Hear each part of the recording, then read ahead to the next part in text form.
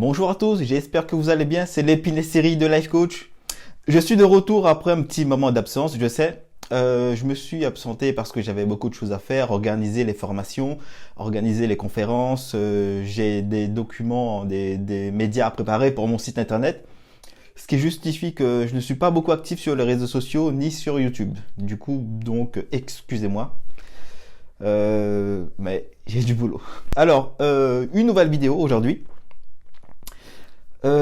Cette nouvelle vidéo va être utile un peu plus sur toutes les personnes qui sont auto-entrepreneurs ou auto-entrepreneuses, tout ce qui dit professionnel. Alors dans cette vidéo d'aujourd'hui, le sujet ça va être évoluer avec son temps, évoluer avec notre époque dans le milieu professionnel. Dans cette vidéo, je vais te donner quelques points importants, c'est une liste non exhaustive. Donc ce sont des points importants à prendre en compte quand tu es auto-entrepreneur. Donc, si tu es OK, on démarre la vidéo tout de suite. C'est parti.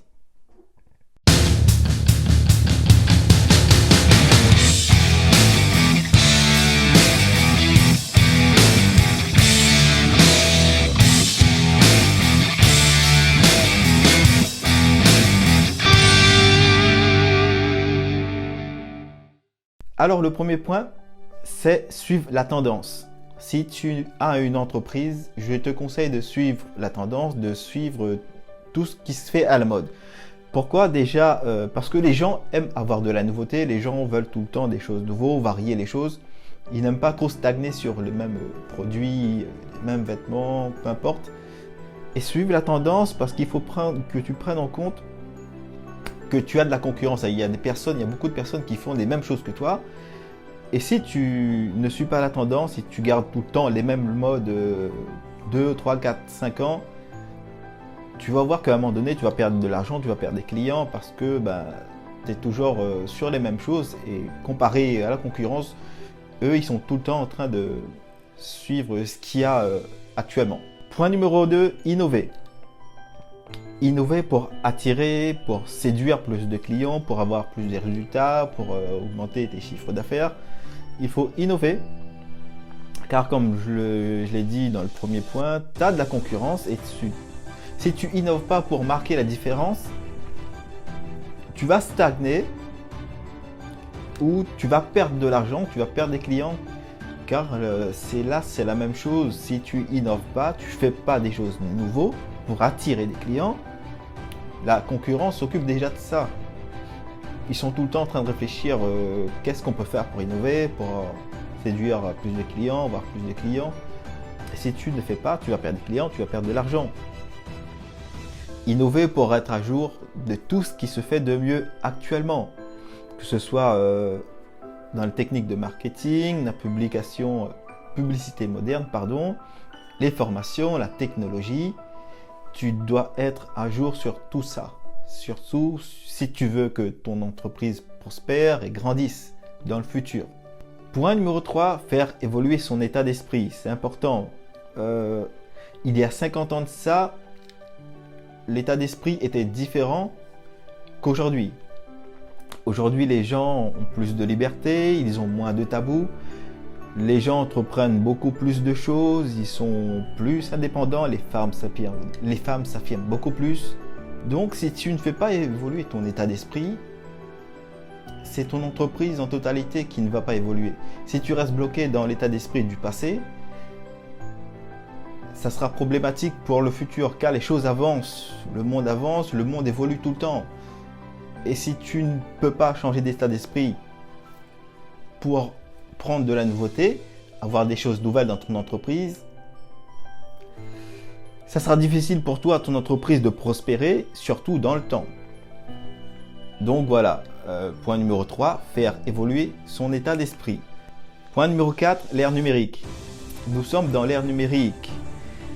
Il y a de la technologie partout, Internet, smartphone, les microtechnologies, la nanotechnologie, la réalité virtuelle. Tu ne peux pas faire un pas à l'extérieur sans voir un écran, sans voir un smartphone, sans voir une voiture avec les dernières pointes technologiques. La technologie est omniprésente. Nous avons la chance d'avoir Internet.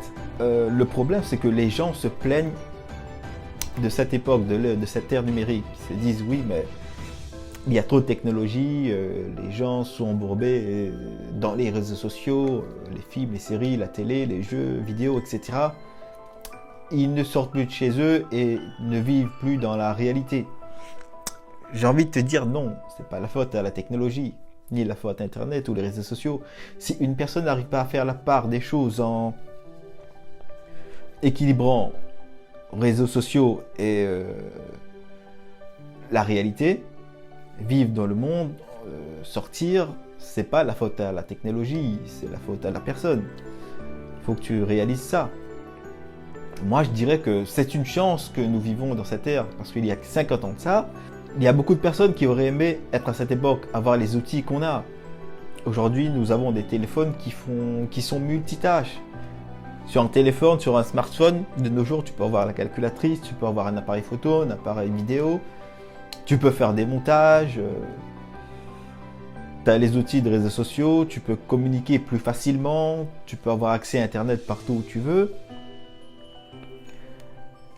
L'informatique de nos joueurs est toujours plus petite, toujours plus puissant. On a la chance de pouvoir avoir des e-commerce, travailler de chez soi. Sur Internet, on peut se former ou s'informer. Tu vois, c'est une chance. Du coup, moi je te recommande plus d'utiliser toute cette technologie à ton avantage, à l'avantage de ton entreprise. Tu comprends? Donc, au lieu de te plaindre, cherche comment la technologie, comment l'ère numérique peut te servir. Ensuite, point numéro 5, et ça sera le dernier point, l'avenir appartient à ceux qui savent s'adapter. Si tu veux que ton entreprise prospère dans le futur, que ça dure dans le futur, que tu fasses toujours plus de bénéfices, il faut que tu saches t'adapter à cette époque, en 2019. Si tu ne peux pas t'adapter ou si tu ne veux pas t'adapter, tu prends un risque de perdre de l'argent, de perdre des clients et de te faire dépasser par la concurrence. Ça serait bête, juste parce que tu veux pas ou parce que tu ne le peux pas. Si tu ne peux pas, tu peux apprendre. Il faut que tu puisses t'adapter parce que tu es responsable de ton business, tu es responsable de ton entreprise, tu es responsable de la santé de ton entreprise, qui va dire, si tu veux progresser, si tu veux que ton entreprise continue dans le futur, il faut que tu t'adaptes. Les meilleurs font comme ça, quelle que soit l'entreprise, milliardaire, des entreprises millionnaires, comme tu veux, ils savent tous s'adapter. Il faut que tu puisses s'adapter à la tendance d'aujourd'hui. Il faut que tu puisses t'adapter en fonction du pays. Parce que si tu souhaites ouvrir une entreprise en Australie, en France, aux États-Unis, au Québec, Canada, le fonctionnement est différent. Du coup, il faut que tu t'adaptes. Il faut que tu t'adaptes aux événements de l'année. Par exemple, les périodes de Noël. Il y a des choses que tu peux faire pour avoir plus de clients, faire de la publicité, adapter tes publicités pour ces événements. Tout ça, c'est de l'anticipation. Il faut que tu t'adaptes aussi à l'économie actuelle. Et si tu ne sais pas faire, il y a de nombreuses formations sur Internet, que ce soit payant ou gratuit sur YouTube, où tu peux apprendre beaucoup de choses. Donc, il faut que tu t'adaptes. Si tu refuses de t'adapter, comme je t'ai dit, tu es responsable de ton business, tu es responsable de ton entreprise. Si elle se casse la gueule, ce sera de ta faute. Surtout si tu es le patron.